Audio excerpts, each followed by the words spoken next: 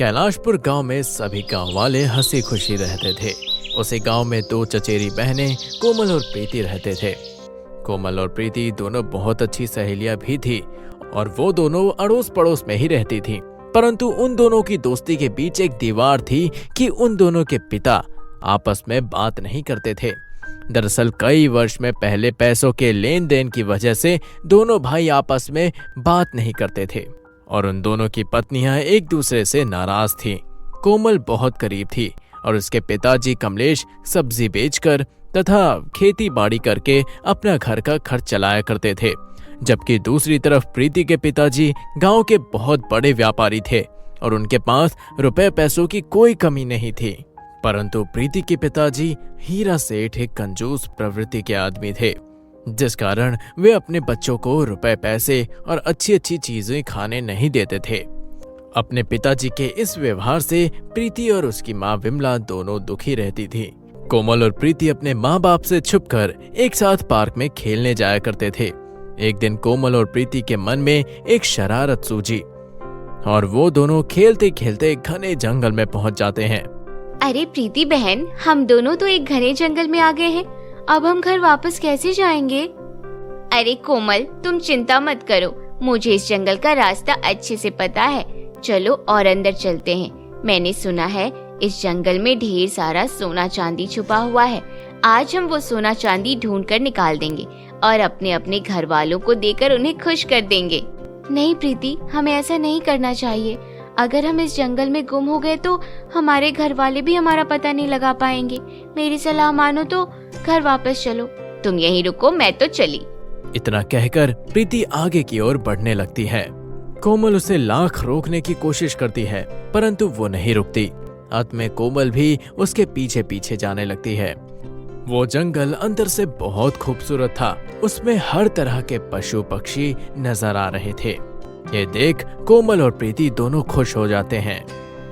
देखो, मैंने कहा था ना, अंदर की दुनिया बहुत खूबसूरत है। ये तो किसी परी लोक से कम नजर नहीं आ रहा। चलो और अंदर चलते हैं, क्या पता आज हमें सोना मिल ही जाए। इतनी बातें करके वो दोनों जंगल के और अंदर चले जाते हैं। शाम का समय हो रहा था, जंगल में अंधेरा होने वाला था।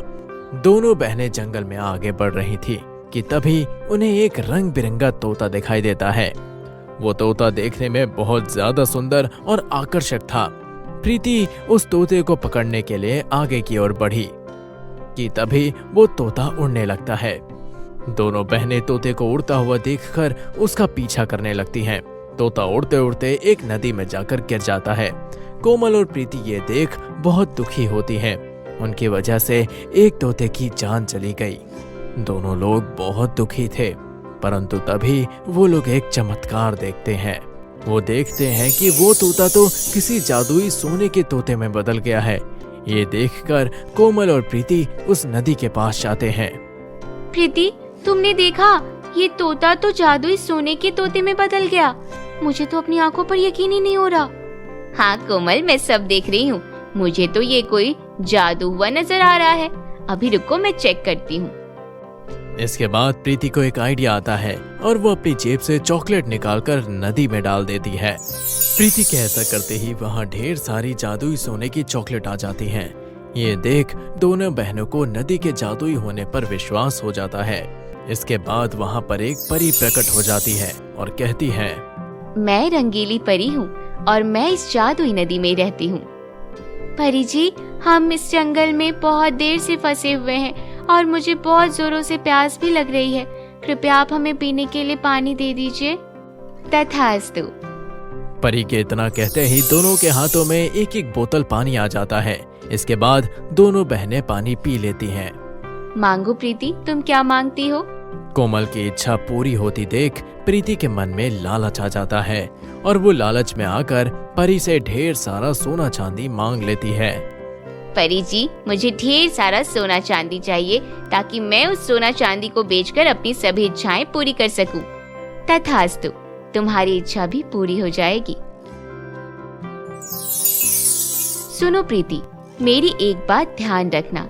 इस जादुई नदी के बारे में किसी को नहीं पता चलना चाहिए, नहीं तो इस नदी की सभी जादुई शक्तियाँ अपने आप खत्म हो जाएंगी। ठीक है परी जी, मैं इस बात का ध्यान रखूंगी। इतना सुनकर परी वहां से गायब हो जाती है। इस तरह दोनों बहनें जंगल से बाहर चली आती हैं। प्रीति अपना सारा सोना चांदी लेकर घर चली जाती है, परंतु अभी वो अपने मम्मी पापा को नहीं बताती और एक जगह पर सारा सोना चांदी छुपा कर रख देती है। इसके बाद अगले दिन कोमल और प्रीति वापस से पार्क में मिलते हैं। चल कोमल, दोनों लोग उस जादुई नदी से ढेर सारा सोना चांदी मांगने चलते हैं। मेरी प्यारी बहन, इस तरह ज्यादा लालच करना बुरी बला है। हमें ज्यादा लालच ना करके केवल अपने काम की चीज मांगनी चाहिए। अगर तू रोज रोज सोना चांदी मांगेगी तो लोगों को हम पर शक हो जाएगा। कोमल, तू तो बहुत भोली है। हमें सोने की खान मिल गई है और तू उसमें ये कोयला ढूंढ रही है। तुझे जो चाहिए वो तो ले लिया और जो मुझे चाहिए वो मैं मांग लूंगी। हाँ चल, तू कुएं से सोना चांदी मांग लियो और मैं अपने लिए एक छतरी मांग लूंगी। मेरे पास कोई छतरी नहीं है। बारिश के मौसम में स्कूल जाने में मेरी सभी किताबें भीग जाती हैं। अरे तू तो पागल है। जब वह जादुई नदी हमें ढेर सारा सोना चांदी दे रही है तो तू एक मामूली सी छतरी क्यों मांग रही है? सही है, मैंने सोना चांदी मांग लिया, नहीं तो मैं भी तेरी तरह गरीब रह जाती। मेरे पास इतना सारा सोना चांदी नहीं होता।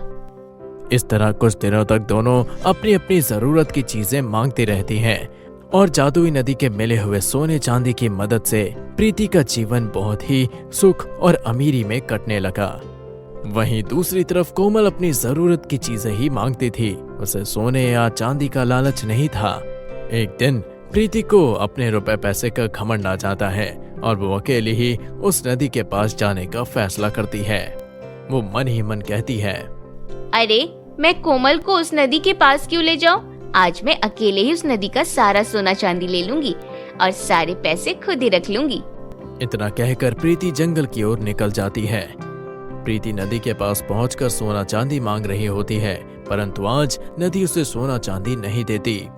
ये देख प्रीति को कुछ समझ नहीं आता और वो नदी के अंदर झांकने लगती है।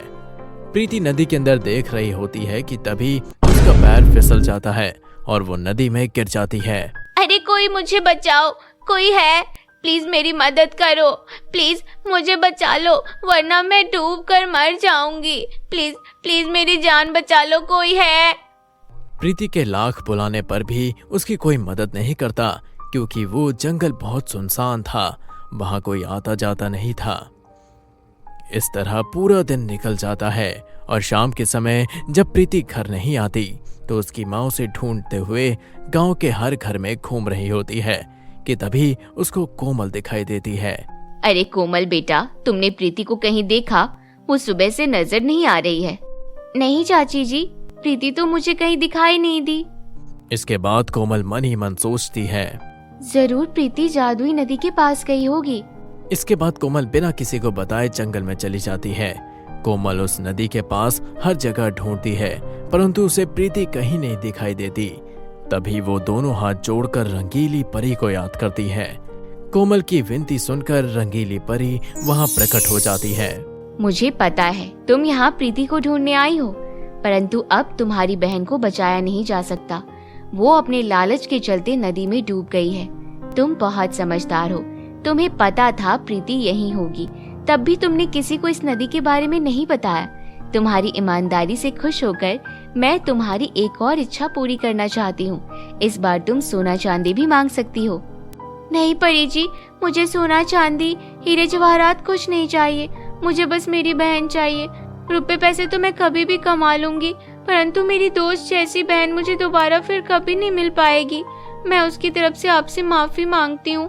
प्लीज उसे बचाकर मुझ पर एक और उपकार कर दीजिए। सच में तुम्हारा हृदय बहुत ही साफ है और तुम बहुत नेक लड़की हो। मैं तुम्हारी ये इच्छा भी पूरी कर देती हूँ। इसके बाद परी अपनी जादुई शक्तियों की मदद से प्रीति को नदी से बाहर निकाल देती है और उसे पुनः जीवित कर देती है। अपनी जान बचने के बाद प्रीति को अपनी गलती का एहसास होता है और वो कोमल से अपनी गलतियों की माफी मांगती है। मुझे माफ कर दो मेरी प्यारी बहन।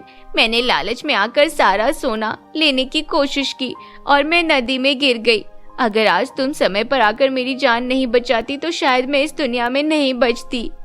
कोई बात नहीं मेरी प्यारी बहन, मुझे सोने चांदी का लालच नहीं है। मेरी लाखों में एक बहन ही मेरे लिए सब कुछ है।